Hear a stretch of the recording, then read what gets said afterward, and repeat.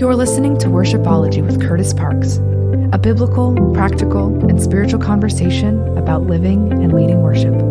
Let's lean into today's episode. Well, hey, thanks for joining us on this episode of Worshipology. I am so excited that you would spend 30 to 45 minutes just getting to know Jesus a little better, getting to know how to worship him from a deeper place in your heart. And today, speaking of heart, I am joined by one of the most incredible people I think I've gotten to meet over the last 5 years, Crystal Yates. Say what's up, Crystal. What's up? So glad to be here. Oh, man. Now we met, I think it was 2016 at the Emerging Sound Camp that was going on in Texas, right? Yes. I mean, it feels many moons ago, but yes. So I met you and your husband, Will. And of course, that's where I met so many incredible people through that. But now you're coming from, are you guys in Texas now? Yes, we are in a little city community called Anna, Texas. It's just north of Dallas. And we are leading worship at a church in McKinney called Christ Fellowship. Oh, nice. Yeah, let's just go right in. I mean, okay. For those who, I know you as an artist, a songwriter, a worship leader. Maybe give us a little bit of a snapshot of your story. Like, how'd you first get involved in not just worship and songwriting, but just in music in general? Was it like you grew up in church, or how did that work? Yes. So for me, I did not grow up churched. I am an unchurched. When people say, "Oh, what's your background? Is it, Pentecostal? Is it Baptist?" I say, "No, it's heathen." So I was totally raised not in church, and I had great parents. They're amazing people. We just didn't go to church. And so I would be the kid that the church van would come around and pick up when I would be like vacation Bible school, or when I would visit my granny during the summers in South Florida. I grew up in the Panhandle of Florida, and I would visit her. No way. Yeah. I grew up in lower. I grew up in Panama City Beach. Stop it. Are you kidding me? Yeah. Okay, yeah. So I grew up in Niceville, which is not about an hour from. I know exactly where that is. Yeah. Oh my gosh, what a small That's world wild. after all. Well, that's why I feel like I can totally connect with you and make conversation with you. We're from that same part of the world. Panhandle connection. Yep, the redneck Riviera. Exactly. Yes. Oh my goodness. But yeah, so I grew up. Then you probably grew up. So much different kinds of musical styles there, from gospel to twangy, old school country, to, whatever was on the radio, to we were next to New Orleans. So I had a love for jazz and loved singers like Whitney Houston, but I loved writers like Hank Williams and Merle Haggard. And Nice. I would hear gospel music from my granny. She would, take me to church. And one of my first memories is visiting her when I was about 5 years old. Of church. My first memory of church that I can ever remember was being at church with her during a summer when I was staying with her for a couple weeks. And I will never forget that night. I sat on the front row because she was a front row woman, an intercessor, prayer warrior, just salt of the earth, faithful woman of God. And she was always there early. She had her Star Mints in her purse, and tissues, all the things. And she sat up on the front row, and we experienced this husband and wife leading worship when I was 5. And I mean, tears just began to flow. God began touching my heart during this worship experience. It's the first time I've ever really sensed or felt his love and his presence. And I just began crying, and I knew with all my heart without a doubt, my desires to be a princess and a teacher changed to wanting to be a worship leader in that moment. And, wow. And I knew I was going to be that woman married to the man who was playing piano with her and singing with her. And, here I am all these years later, over 30 something years later, just now living that life out. And wow, heard God calling me before I was even saved into ministry. And so I sat there just kind of tears flowing. And my cousin looked at me and she said, "What's wrong?" And I said, "I don't know." She goes, "Oh, that's Jesus." And I said, what does Jesus want? She goes, he wants to be the Lord of your life. He wants to forgive you, show you his mercy, save you, change your life. My granny had already prepared her for ministry. And so we knelt under a little chair, and I prayed and I asked Jesus into my heart. And it was a charismatic Pentecostal church. And then we just started worshiping and wailing after that. And God marked me in that moment. I went back home. I did not, stay in church because we just didn't go as a family. So I kind of veered off for a while. And when I say veer off, maybe like hard left turn almost off of a cliff. And fast forward, when I go through school, I just found out like just a few years ago that I'm dyslexic. I had no idea my whole entire life. Oh, wow. But it makes so much sense. School just never clicked for me. I was known as the life of the party because I was overcompensating for feeling not good enough academically. And so I always was entertaining everybody while they were doing their work. And kind of just took on that role of kind of performing for others in a way where it would make me feel better about myself. But somehow in all of that, I got very lost. I had kind of endured some abuse and family members that were addicted. And it really, really took me down a road where I made some very bad choices and started living a kind of life of the party lifestyle, and honestly lost myself and didn't know even who I was or what I wanted anymore. And when I got 18 years old, I thought there was nothing for me and there was no point in my life. And I really needed to just, not live anymore. And I started thinking about what would that look like? How would I do that? I was only 18, and just remembering being marked from that moment by the Lord. I looked in the mirror and remembered that moment when I was 5. And I thought, I'm too far from that. There's, I'm not the type that God would use. I wasn't raised in church. I don't, I don't know the language. I don't know how all that works. I don't know if I could live that lifestyle. I'm too messy. And in a vulnerable moment, looking in the mirror, I thought, Ann, who am I even? I don't even know who I am or do I have a purpose? And I remember just hitting my knees and, I guess it would be called a prayer. I just cried out to God, and I was like, God, if you're real, I need to know, but I don't want to know if you can't love me. And in that hour that I prayed that prayer, I honestly just did not move from the floor. And this is back in the days of landlines, and my phone rang and it was a phone I could see light up, even though I had turned off the ringer, and I saw it lighting up, and I picked up that phone and I never even said hello.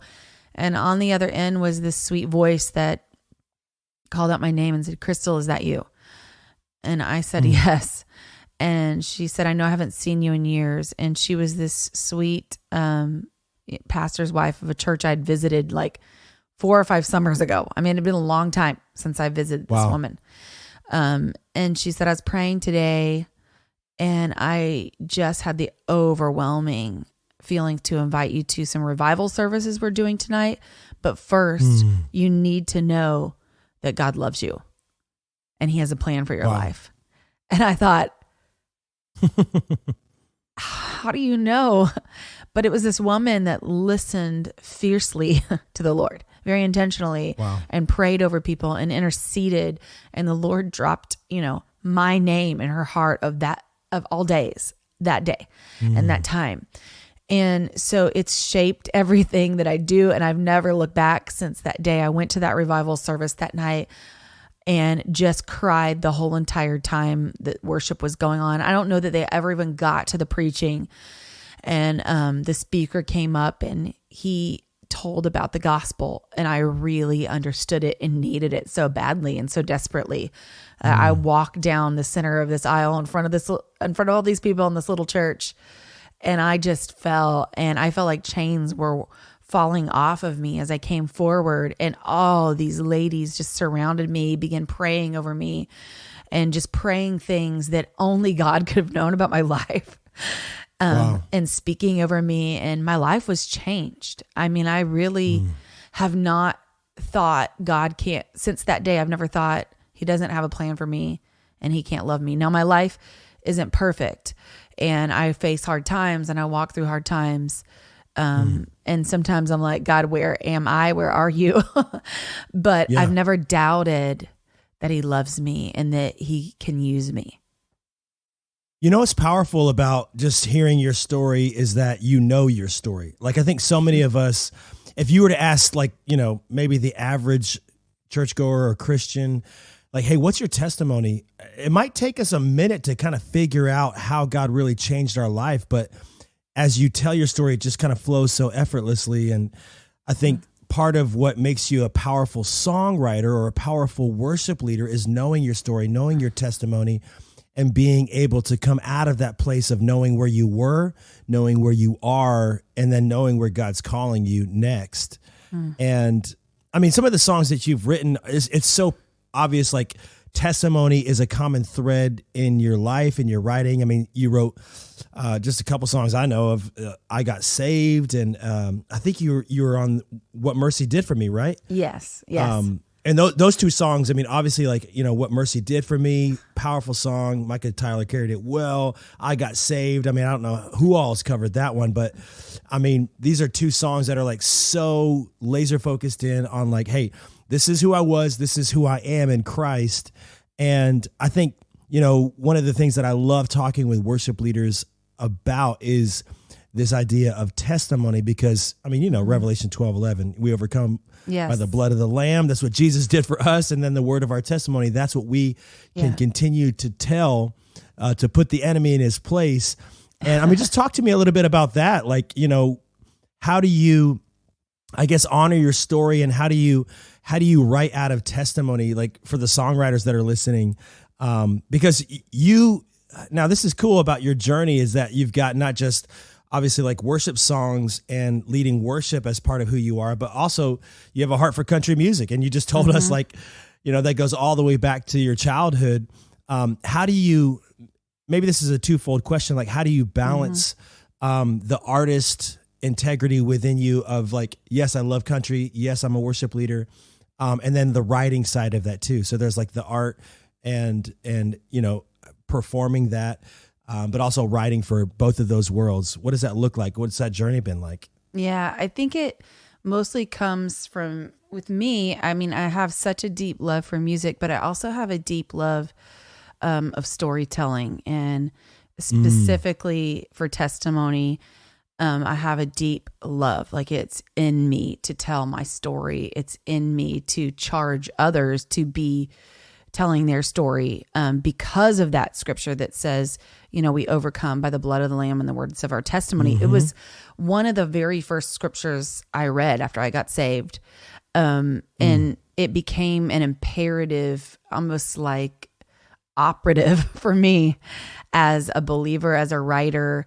Not just, I think whatever God does and however he transforms us, it is our responsibility to impart and give that part of our heart to others around us, and making them understand and charging them and reminding them. I mean, think about it. When you go around others that have a heart for, you know, the church and writing for the church, and you begin to hear their heart, it inspires and encourages you and wakes something up in you. So I think that happens in me. I am really aware that our story is very powerful for overcoming the enemy, and it was life and death for me. And so I think naturally the storyteller in me, and the communicator in me, wants others to know. I always say, if I couldn't sing, then I would try to find a way to tell somebody about the love of God. If I couldn't speak, then I would try to write it out. If I couldn't write, I'd try to sign it. You know, deep down in me, I'm a communicator. Wow. And Yeah. I know that about myself. I desire to communicate with others. And so naturally, that deep love of music and being raised in a house that continually sang and played music, along with desiring to communicate, naturally just bubbles up from inside of me. And my hope is that I would inspire others to communicate, even if you're shy. It doesn't say, we overcome, by the blood of the Lamb and the words of our testimony, if we're bold enough to. That's how we do it. And so I love encouraging others. I love communicating.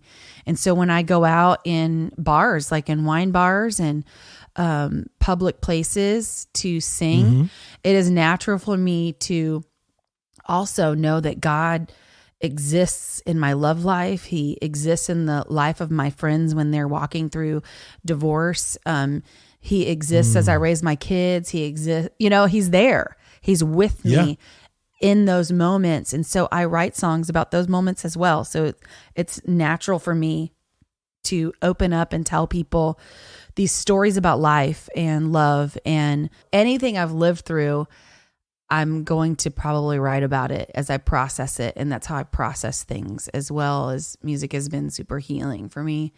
It's been a big part of my journey as a kid, relating to music and music speaking where words failed. And so it's natural for me, because my heart is that people would know that Jesus loves them and he has a plan for them, just like he said to me that day.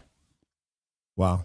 What's cool is you're kind of reminding me of this time that I had. I mean, from 2005 to 2009-ish, I was in a rock band, and we were playing mostly bars and clubs, but all of our songs were very driven. We weren't a Christian band, quote unquote, but we were, all of our songs were written out of, you could tell, like we were walking with Jesus, out of this hopeful, inspirational kind of like, we really just wanted to inspire hope in people. Because and this is like, 15 years ago. I can't imagine even now, where it seems like, there's this kind of overall feeling in the world of like hopelessness. And if there ever was a time for testimony, for true people that have like, man, I've walked the walk, I can talk the talk, let me sing the song. And it's like, you have this moment where it's like your story becomes such a connecting point for that person who is far off, whether it's, in the club or the bar or in the church service, as an artist that walks in both of those worlds. Look at Jesus. It's not like Jesus was hanging out in the synagogue all day, every day. No, he was out among the people. And that's where you find these amazing stories with the woman at the well. You find these amazing healings that take place in towns all across the ancient landscape. And I think that's such an important thing. Crystal, before we hit record, we were just kind of catching up, because it's been a few years since we've seen each other. Yes, and you said this line to me. You're just kind of talking about how, obviously like life moves in seasons, but you're talking about this difference between theory and experience. And I just wanted to lean into that because it just jumped out at me. And, as we're just talking, I feel like today is going to be one of those podcasts that just encourages people with their story and where they're at. But talk about that. What does that difference look like between theory and experience? And when does it cross that threshold of like, man, God is so present right here, right now? Yes. So first of all, I'm kind of a science nerd. I love science. And I just love especially studying the stars, and I love reading about experiments. And I will never forget when I was in the hospital last year battling a really, really bad double pneumonia infection due to the virus. And and it was scary. I did not know if I would live. And they said I would only be there a couple days. And then they were like, oh, well, gosh, we have to increase your oxygen needs are going up. And my oxygen levels internally were desaturating. And it was really scary. I was very afraid. And I honestly had not even talked to God a whole lot in those first 10 days because I was so scared of what he might say. And not only knowing if I wouldn't live, but gosh, if I live, will I ever be able to sing again after this level of infection? Wow. And so I just remember hearing the Lord, when I finally stopped and I asked him that question, I heard him say, well, why don't you sing right now? And I thought, well, Lord, I've been trying to talk to people on the phone. I can't even roll over without alarms going off. I don't want to be put on a ventilator. I was like, Lord, if I start singing, you know what's going to happen. And he said, sing, worship me. Wow. And so I began worshiping him. And every morning about 4:00 in the morning, my alarms would go off because my heart rate would fall really low. It was a rhythm my body experienced. It was so strange. And I was so tired because it was very hard to sleep. They're always coming in. And I was in between like regular hospital and ICU. It was like a level right in between. And so you got checked on a lot more. And so it was really scary for me, but I obeyed his voice in that moment, and my alarms didn't go off, and I looked over, and as I looked over, my oxygen levels were rising, and I thought, okay, I've always said in theory, worship is a weapon, but now I know it experientially. So I love the scientific method where it talks about theories and then you do the experiment. And it was like, God was like, see, you used to know this in theory and now you know for real that even at a deeper level, even at a moment between life and death, that I'm still with you. And it also made me think of the scripture that he says, in this world, you'll have trouble, but I've come to give you peace. And I experienced his peace in that moment. And it wasn't just the theory anymore. It was experientially knowing him. So we were kind of talking about that, how I've got a friend that I'm talking with right now that is preparing for a new season. And I said, you're going to learn God in a new way, a new dimension, and it won't be a theoretical, it'll be an experiential.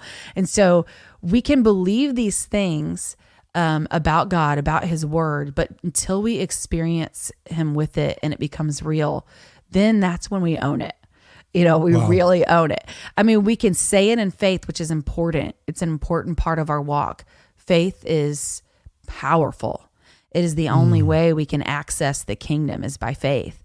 And that's the only way we can be saved is by faith. So faith is powerful.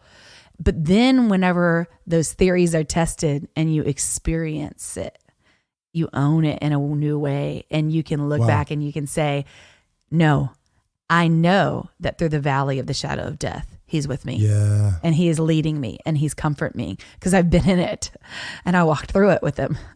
So it's just a powerful thought. This is probably like the fourth or fifth time this week, Crystal, that I've actually had this type of conversation that we're talking about experience, because, we live in a world that I can't remember ever feeling this cynical and skeptical towards anything Jesus. And when you talk to people who they're following after the Lord, I was just having a conversation with somebody who's been walking with the Lord longer than I've been alive. And I'm just talking to this elderly man, and just the way that he talks about his relationship with God, you're just like, there is nothing on the planet that could convince this guy that God isn't real. And beautiful. And then, when people ask me about my story, and I kind of share a lot of the vulnerability and like the things that I've gone through, but even like from childhood, and, my mom had me at 16 years old, and, growing up, and, things weren't always easy. And I think when you talk about your experience, it's like, look, you can take everything away from me. You can't take away experience. Like, I know that God is real. I know that Jesus saves, because this is what happened in my life. And I think what's beautiful is like, following your story, and you're super, you invite people into that story, whether it's through social media or your songs. Just, you're not afraid to tell the hard parts. And I think that's what makes you a special writer. That's what makes you a special artist and worship leader. Talk to me a little bit more about that. Like, writing songs. Let's kind of lean towards like the worship songs that you've written. How do you write something that's both personal, but also transcends just your story and can connect with any story out there? Well, if I think one thing is a key thing that you kind of said to me, and the word that I attached to it is just being vulnerable. I think that word, we toss it around a lot, but do we truly understand the difference, between sharing and being open, but being vulnerable? Being vulnerable is letting, your shield down where somebody can actually wound you and hurt you with how you're opening yourself up to them. And so telling Can you say that again? So being vulnerable, I believe it's like letting that shield down and opening yourself up in a way that somebody could use what you're sharing to hurt you or to strike at you. It is literally letting every guard come down and being vulnerable to another person. And that's hard. And that is one thing. I know we kind of talked about some things we were going to talk about a little bit, but that is another thing that I just feel like in this season that I'm praying over the church to be more vulnerable before the world, not just and before each other. And that is the one thing as I mentor young people that I keep hearing over and over again is, I feel like I feel like I don't really know, like nobody really knows me, and I don't know that I really know them. I don't know that I can trust, and it takes trust and vulnerability to build trust and vulnerability. So it takes, somebody's got to do it. Somebody's got to let their guard down. Somebody's going to have to step up and say, obviously Jesus has prepared the way for us to be vulnerable. I mean, there was no one more vulnerable than Jesus. I mean, he laid himself out completely, arms open wide is how he died. And it begs our attention, and it has my eye. Like I visualize him up there in the vulnerability of going to that cross and, being stripped bare and dying on it. And it begs my attention, and I can't quit looking at it. And I thought, if he does it, then we have to do it. And I think, it's, the church has this calling to be the light of the world, but we have to ask ourselves, what does that mean? Well, when we look at Jesus, that's what it means. He is the light, he is the light of the world. Now we're called to reflect that and be like him. And so it is going to take us letting down our guard and talking about our dirt and our grime and all the things underneath so that people can see the power of the gospel in our lives. And that gospel is how we overcome, but we can't say it without the vulnerable part. And also we need to be more responsible with other people's vulnerability and not hurt them when they let their guard down, and not talk about it with others, and be trustworthy, be a person of integrity. It's going to take this beautiful letting our guard down and being a safe place for others to let their guard down. And I know that we talk about it as as the body of Christ, but now we have to actually start doing it more. And I even think to the world, the world needs to see a resurrected Christ in our life. They need to see that he died for my dirty, stinking sin. I'm not perfect, but here I am living a resurrected life that's full of hope and life. It doesn't mean that I'm perfect. It doesn't mean that I've got it all together and that I don't worry about the same things. I mean, I think they say statistically divorce rates are the same in the church as they are out of it, which is sobering and convicting, what's wild is when you're talking about vulnerability, and I love that picture of like putting your shield down and you're literally unguarded. The thing that I always hear from people is like, well, I just don't want to get hurt. Yeah. But as you talk about Jesus being the ultimate picture of vulnerability, like, well, what if Jesus said, I just don't want to get hurt? Like, okay, we probably wouldn't have the cross. We probably wouldn't have had those disciples picked. Where his best friends betrayed him in the most epic moment of his life. I just think that we have to get rid of this. Like, I just remember talking to a pastor a couple years ago, Crystal, and he said, I would always rather err on the side of grace and I get hurt than have no grace and no one knows me. And that was just such a poignant thought of like how Jesus lived. But then also, I mean, even in the context of like leading worship to, because sometimes, let's be honest, like, you're leading worship, and whether you're at a church, 52 weeks a year, or if you're traveling, or, you do kind of what you do, like a little bit of both, there's moments where people can just see you on a stage and like, oh, Crystal's got her life together. She's leading worship. She's, and the same for anybody that's in a position of leadership. It's like they got everything together. But I think it's in those moments where you just say, hey, man, this has been a hard week for me. And as we sing this next song, I want you to know that this is my prayer just as much as it can be your prayer. And wow, I'm just like processing as I'm even asking this next question, but like, what is God speaking to you in this season right here, right now, kind of coming out of, that story where you had, double pneumonia, and you just kind of have this newfound like love for worship. Like what is he speaking to you right now, even in the context of like worship and the church? I mean, you just kind of mentioned that vulnerability piece. Yeah, that is. So there's personally things God's doing in me, and then prayers that he's putting on me in an intercessor type way for the corporate body. And then the lost. Honestly, I pray that the church will be more vulnerable. I pray that she will rise and shine, because that is how she shines, is seeing what God's done in her and seeing what God's done in her heart. And then beginning to reach out and finding ways to step out of the walls of the church, and finding those marketplaces. Like I just did an event this morning for this group called Marketplace Chaplains. It was amazing. It was an amazing morning with all these people who go into businesses, and they go and pray with people. They're there during sickness or death. And I thought, what a beautiful ministry and a way to get out of the building and go actually be the church. And so that's one of my corporate prayers right now. But also too, I do pray for revival. That word's important to me because I experienced it.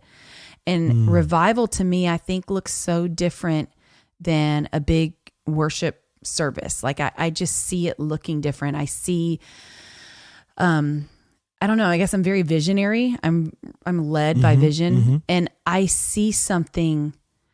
I see an experience coming to the church that we haven't had yet. And I'm praying into that, and I'm interceding into that. I mean, it breaks my heart in a good way, that we don't realize truly the power of, yes, faith opens the door for us to experience God, and living a life where we don't experience him and step out in faith and be vulnerable. Even faith calls us to be vulnerable, because it's like, are you going to let me down?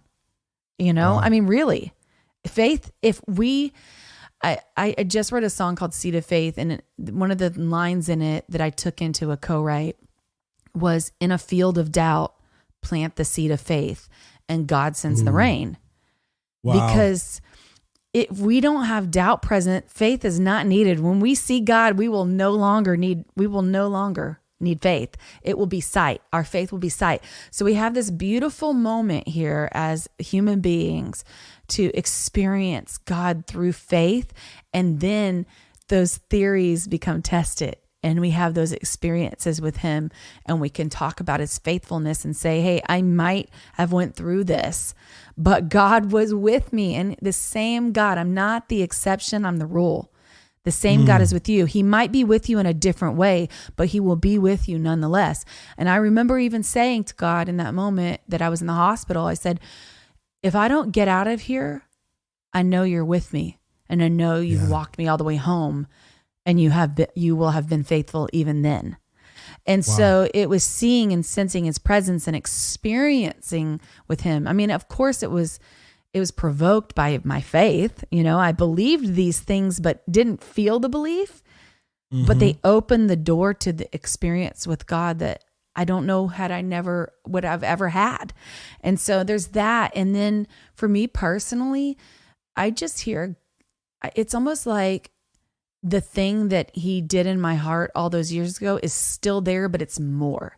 It's like, tell the story more, share the gospel more, pray more, worship more, give all that you've got. Let's go. It's almost like the passion just keeps igniting.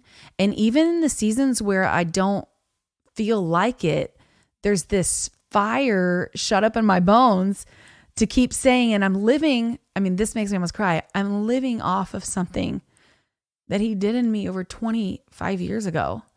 I'm living off of one word, and it's still more than enough because Jesus died for my sins, and then he resurrected and gave me such a hope that it's more than enough to keep me going. Here we are 25 years later. And so it's just the fervency, the deeper love, and, pouring more oil out. There's something that God's been speaking to me that's new. And I'm kind of like, okay, Lord, what does that look like practically? Like loving my neighbor as myself.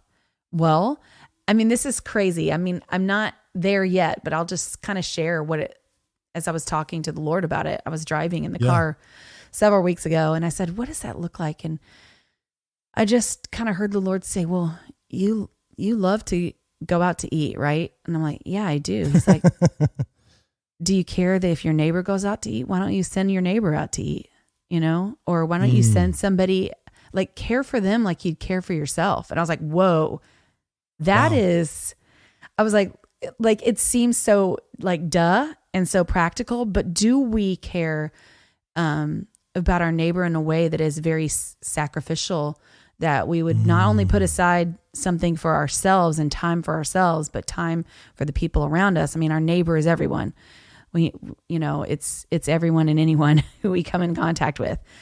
And I read something, I think it was Natalie, my friend raised to stay, is that she said, many of us ask for the nations, but we don't even know the name of our neighbor. And I was like, ooh, ow. Wow. Yeah. Wow. And so what is loving? God's just been talking to me. That's just one aspect of worshiping God. And he's been talking to me about what does it look like to love my neighbor? I love going on vacation. What if God asked me to send somebody on vacation as I send myself? Careful what you pray for. No, Careful what you pray for. These are the kind of things I'm hearing from the Lord, specifically in that area, and him teaching me what it looks like to love my neighbor. And it is sacrificial. It's worship to love your neighbor.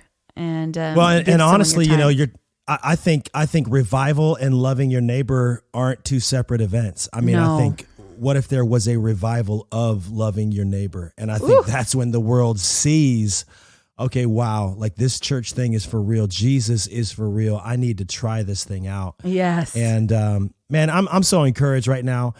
I think, when I'm talking to other worship leaders, I'm hearing the same thing. So I think God is doing something in his church right now, in this line of loving your neighbor, in this line of revival and experience and living out vulnerability. Man, this has been so good. Crystal, you shared Seed of Faith. That's out everywhere. We're going to put that in the show notes. Where can people find you, and what are you up to right now? They can go to Crystal Yates Music, any platform. I'm on Crystal Yates Music on all the platforms, and they can go to my website and find and connect with me on there. Just honestly, I would love to meet you. I'd love to know if you're a worship leader. I have such a heart for other worship writers because it's such a hard calling, because we don't all get to be famous and and we're down in the trenches and we're writing songs and we're doing things. And I've had a couple that, that have went out, but there's so many songs that I've written that have not went out. And so I just love encouraging people who follow Jesus to go out and to live this life for him first, because if you start trying to see a byproduct of your work and you start trying to see it you might get disappointed, you know? Wow. And so I want to encourage you, keep living that life. I want to know that you're there. Definitely come connect with me and be encouraged, you know, to just listen for God every day. Practice that wherever you're at. If you're in the store, it's so humbling to walk up to somebody that God leads you to in a store and ask them if you could pray for them or tell them, hey, I hope you know that God loves it. That's humbling. And so practice listening wherever you're at and pausing every day as often as you can. And that carries over into our platform worship as well. And don't get discouraged. God is using you, I promise. It might not be in the way that it looks like he's using somebody else, but he's using you and your sphere his way. And we just submit ourselves to that and we worship him first. And we lay it all on that altar and we worship Jesus with all of our heart first. And then we see what he wants to do. He does. Crystal, man, I feel like I went to church today. Man, you're always such an encourager. I appreciate you joining us for Worshipology. Y'all, we're going to have how you can contact Crystal and just keep up with her story in our show notes. Crystal, thanks so much for joining us today. Thank you so much, Curtis. You've been listening to Worshipology with Curtis Parks. To learn more and to find resources for worship leaders and teams, you can visit curtisparks.com.